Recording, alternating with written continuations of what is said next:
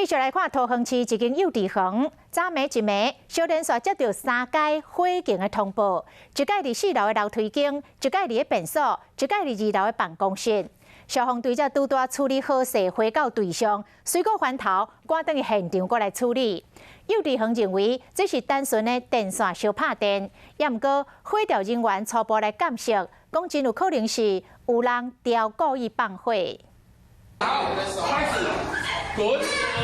囡仔双手将目睭往调咧，伫涂骹的练来练去，敢若伫耍，其实是相对人员伫教因，若是身躯导火，爱安怎做？专工来了做防灾宣导是因为桃园这间幼稚园昨透早1点52分，保全系统通报发生火警，导火点是伫4楼楼梯间，壁拢烧到乌气。将队员处理到一半2点10分，便所嘛导火，将这个塑胶架间拢烧到强要扬去。火一个拍发了后，队员才转到队上尔，2点52分2楼坑监视器材办公室又搁导火。第一起火点灭了之后，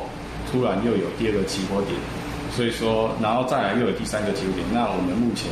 不排除疑似有纵火的可能性。消防队员真辛苦，对着导火的原因，幼稚园认为讲这是单纯的电线烧拍电。那是顶楼的那个一个机房，它一个电线楼啊，现在就是因为有一些黑黑的，他们现在在扫地这样。